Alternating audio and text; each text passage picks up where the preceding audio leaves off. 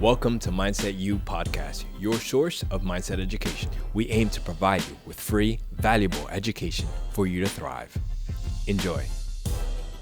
In today's podcast, Moses, Jason, and I dive into the concepts of vulnerability in men. How do we stay authentic to ourselves, to what we determine is best for ourselves, yet still show up for our women without sacrificing or trying to be something that we're not? And if you feel any perspectives were lost, please let us know and join in the conversation through the comments below. Even for men too, it's just different beliefs and different labels that are placed. Like, for example, a lot of women said, "Oh, men don't show emotions." Yeah. No, when you show emotions, they won't necessarily explain to you the labels that they place on those things. Yeah.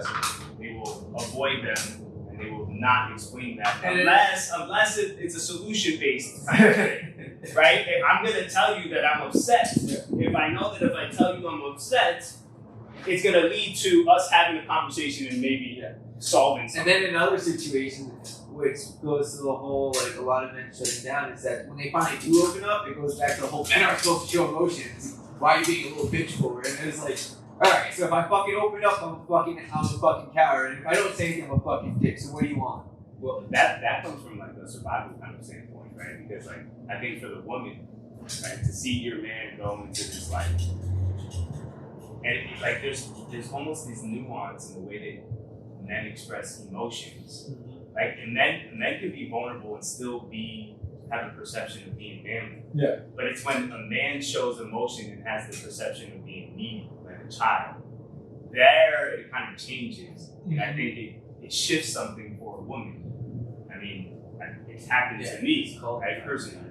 Like, you can be vulnerable and still be manly as fuck, right? Like, in a way where the woman feels, I guess, on a primitive reptilian level, a woman may feel protected, or feel like in any given moment that she needs you to fucking stand up for her, that you'll stand up. And the same thing happens for a man. Like a woman, I guess for me at least, like a woman that shows emotional stability, meaning they can express it, right? But they're not getting to the point where it breaks down their entire life and everything goes into shambles, right? I think it's the same perspective on that. To be in a relationship now that's like emotionally stable is like, wow. It's weird. It's so weird. I'm like, oh my god, we're talking about our feelings, nobody's yelling? This is fucking insane. Wow. So, Jay, how long have you been in your relationship? It'll be 2 years soon. Well, It's a year. it's a year. A year in August. Yeah, it feels 2 years sometime in June. So, because I wonder about that. So you guys know I've been in my relationship since high school. Yeah.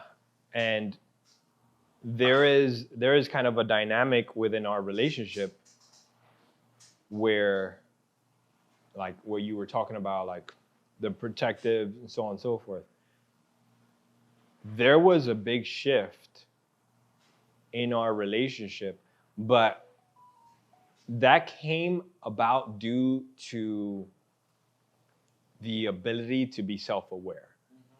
And that shift was from my wife, where my wife, she became aware that she had that expectation from me. And this came from the financial sense.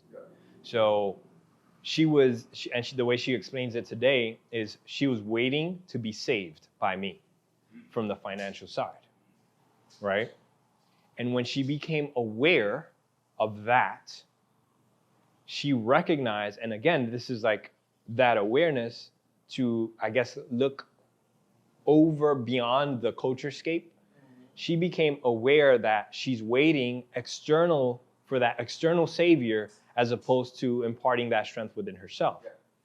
And there was almost like a break from us in that moment, like a break from like the dependency. And it was more so like, hey, I'm gonna pursue what I want to get what I want out of it, as opposed to putting that on you from her. So she stopped putting that expectation on me for her to receive what she needs or wants or desires. And she took that for herself. Because that was never going to show up from me to her. Because, again, core values, for me, it's more important to live and leave a legacy and have this impact in the world than it is to have a financial standing, right? Where for her, the financial standing seems to be a little bit more important. So obviously that's not going to work if this expectation of your perception is on this individual. So what happened with her was awareness enough to recognize that. And it became like this, it like came from like a source of battle between us, a constant fight of like, listen, you need to be making X amount and so on and so forth. I'm like, but I'm doing this and this and this. This is what matters. Like, and it was like, we couldn't understand each other in that level. So like, oh shit, this is why we don't understand each other in that level. This doesn't matter to you and this doesn't matter to you. So once that happened, it was like going back to like the expectation and the meaning behind everything. It just became, oh, you do you, I do me. And we show up for each other to support each other. Yeah. And it's not intertwined from that. And from that point, like going back full circle into that like vulnerability and so on and so forth, I think there was also a shift in that where she's expecting to be protected from that financial aspect to like recognizing is within her. Yeah. And with that also takes a load off of me from our relationship standpoint. Yeah. Which then also ended up opening up our communication in deeper levels where now I've become even more vulnerable and I never had anything against it, but I'm exploring it more freely with her. And with that exploration, there's not that expectation of like the man of the house and so on and so forth. Yeah. Yet, there still is. Right? There's always gonna be some sort of expectation to be the man of the house. Mm-hmm. Yeah. But it's different because it's not like spreading to all foundations. Exactly. It's like when I need you to show up for me in this sense, that expectation is there. Yeah. And vice versa. Yeah. So I'm expected to show up partner, as a partner, as a father, as a lover, right? I'm expected to show up as a man, right? And that doesn't feel pressure. That feels like me coming to myself, me coming to my own strength rather than me trying to pursue a model that feels intangible. No, that makes perfect sense. When you explain it like that, it makes me look back, like look at my parents. For example, like my mom was always a breadwinner. My mom wears the pants in the fucking relationship. But you see that, like, that's a fucking man. Like, that's a fucking man in the house. But then, growing up, it was like, that's fuck. Can you just handle this? Can you just hit me and like get this over with? And just seeing that, like that, not that gender reversal, but seeing that like it's possible to be a man and not be the breadwinner. It's possible to be a man and be the stay-at-home dad for a bit. It's possible to be all these different things and have a relationship work and be a father and all that stuff, and you're not doing all the social cues of what they expect, what people have labeled to be a man, to be a husband, to be a father, to be all this shit. So I think that's always been helpful. It's given me a better, healthier outlook on women. Now, when it comes to sleep with them, that's a whole different story. That's also changed. It's growing up, finding somebody who fucking lets me be me, and I don't have to really, pushes me. It's fucking great. But like to that point, like what I had said about my wife, like it was due to her self-awareness, right? So to that point, and to the point that you said before, like these stereotypes, men, women, it really falls under the same base concept of awareness, right? Self-awareness and awareness of your mental models. Because if you're not aware, then I have this expectation of you as my partner, And that's truth to me. I'm never going to question that. So once you don't live up to that, what the fuck is literally creating a clash. So like the partner needs to be self-aware enough.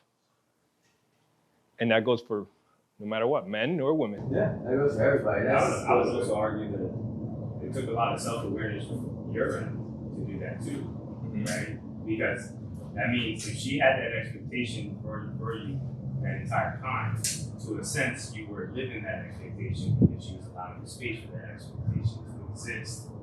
It just wasn't working, which created a physiological response within the body, which created emotion, but then she had to identify the label and meaning that she was placing on that to be able to understand how that now, when she identifies that label and meaning and she expresses it to you, now it's like, oh shit, yeah, this makes total sense.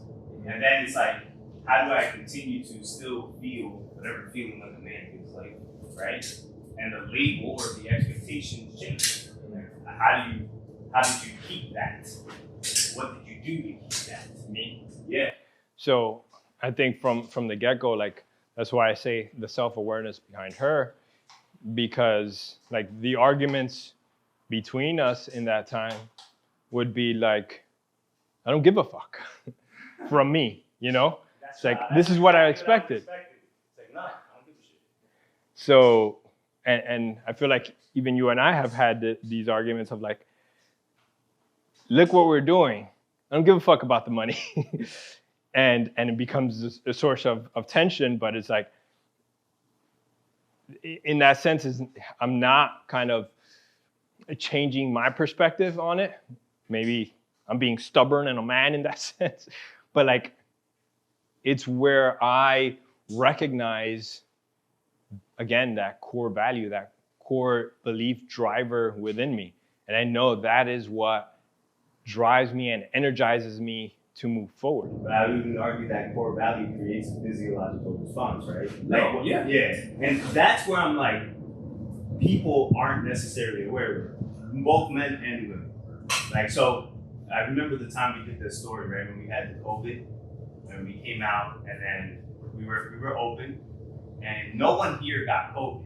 Yeah. But I had COVID prior to knowing, and I went to see my client. Yeah. And she got sick, right? So then we wanted to send out that letter, right? And technically, no one here at Beta Project got COVID, right? So the line that we were gonna put, you remember, it was something along the line like, no client at Beta Project got COVID. But we still, something within us just didn't feel right. Yeah. So that core value of being impeccable with our word, like us taking that decision or trying to take that decision, it created some type of like weird feeling in the body, right? Which we can identify and express that weird feeling So as like just- integrity, right? Just to highlight, because you kind of spoke. So there was an incident where we ended up all with COVID, but before we became aware of us having COVID, before we had symptoms, it was on a Monday. Moses had a client, and it was in that client's home. We had clients here. No one had any expectation of having COVID. And then by Tuesday, I showed up some symptoms. And then after that, everything went out the window, because then Moses was like, dude, I'm having something. Then the next person, then next thing we knew, all the coaches here, right? We checked in with all the clients, and all the clients that had come to the center did not have any symptoms. Everyone was, yeah. But Moses had gone to that one client's home, and now that client is showing symptoms. So we were gonna put out an email saying that, hey, we tested positive for COVID and so on and so forth. And we wanted to highlight kind of like the safety that we've been keeping up, because we were, cleaning everything, we were wearing masks, all that stuff. And all the clients that were here on that Monday did not experience anything. So we're like, all right, this kind of highlights this. But now there's this caveat. This one client that was outside of here, it's easy to intellectualize that and be like, no, that doesn't count. This is X, Y, Z. But to put that line of that, it was like forming the truth to present what we would like. Yeah, bending the truth of like no clients that visited the project took. It's a fine line, so now it's all attention to detail in the work. That felt wrong. Yeah. That felt so wrong. Yeah, it's like going, I didn't cheat on you today. We couldn't go through with it. That email ended up like not going out at all. Yeah. We just told people we had people not fuck with it, and that was it. Yeah, but we like that feeling, that core value has an emotional response. It's like, it's just wrong. And you can't necessarily explain it all the time. It's just like, and that's the thing, like somebody always wants you to articulate it, but sometimes you just can't. Yeah. And it goes back to what I was saying before, like that part of your brain, that reptilian part of your brain, where it's not from the neuroscience standpoint, is not even wired to connect with the verbal expression of words. So you don't know what they mean. You just have these feelings. It's like, it's just wrong. No, bad, right? You don't have the words that can express it. But on the same note is like to be aware enough to recognize that there's a sensation happening inside your body, that sensation is asking you to take this action. It's easy for someone to be so up here that they suppress that. And they themselves are not aware that their bodies are having this emotional reaction. And it makes me think of this one book. It's called Mindsight. And the author is a psychologist, and he would have his patients come in that seemed to be completely disconnected from their body. He talked about this one patient who came in, she sat down in front of him, and there was a thunderstorm happening outside. And this woman is drenched, soaking wet. And he's talking to her, introducing himself, and he's seeing like the drips coming down her face, falling onto her body. Her shirt is still like spreading the soak of water, right? And he's seeing this, and this causes a lot of sensation. We get uncomfortable, itchy, like we want to wipe out. And she did not react to any of it. And as he explored with her, she was entirely suppressed from her body due to some traumatic events that had happened in her childhood, that she just became robotic. And when he had her do like this body awareness practice, where it's like just scanning your body and trying to listen and see and feel what's happening in your body, it took like 6 sessions to get her to actually be able to do that. And when she started doing it, she started freaking out because she got overwhelmed with all these sensations. It's something that we notice here with our clients, especially when clients are first starting, and we bring in the mindset component. At the beginning of class, now they go through a physical experience. And because we're attaching the mindset, the question of like this greater thing that represents you and the world and so on and so forth, and then you're attaching that to the experience, at the end of class, we see this happen over and over again. Clients just start crying. And they're like, I don't know, men, women, I don't know why. Yoga too. Whenever I've done yoga, at the end of it, somebody usually fucking breaks out crying. Yeah, because they're connected to the body. Ashley cries all the time when she does yoga. Right? Yoga, why But I want to ask you something, because that brings up a great point. It's like when you box, and you determine your heart rate. Yeah. You predict what heart rate you're at while you're in the middle of the match. I couldn't predict my heart rate because I just don't fucking know. But I can tell you, I'm like, oh my god, I'm fucking nervous as shit, and I can feel my heart pumping. You can say that it's high, right? But Yeah. there's some people, like this is something that did one of the clients, right? I started, this client is so up here. Yeah. Can't even relate to anything in his body. Yeah. So during the workout, just be like, all right, we're gonna play a game. Guess your heart rate, right? And it was just like, you would go up to the workout, it's like, all right, what's your heart rate? He'd be like, 95. I'm like, no, 135. That's how disconnected, he was to his body. Like, that's what we notice with clients a lot of the times. It's like I'm sure if you go and walk in the middle of the game, talk to Steph Curry or LeBron James, like, yo, what's your heart rate? Like, on the dot. Tell you exactly where it's at. Right? That's the level of awareness that they have. So that in the middle of the game, an altercation goes off, or you're down by 1 and you got 5 seconds left, you can literally connect to your body. What does your health, love life, spirituality, career, finances all have in common? Your mindset. Mindset is the source of creating change. To learn how to install these and other life-transforming concepts, browse through our free collection of courses at betheproject.com.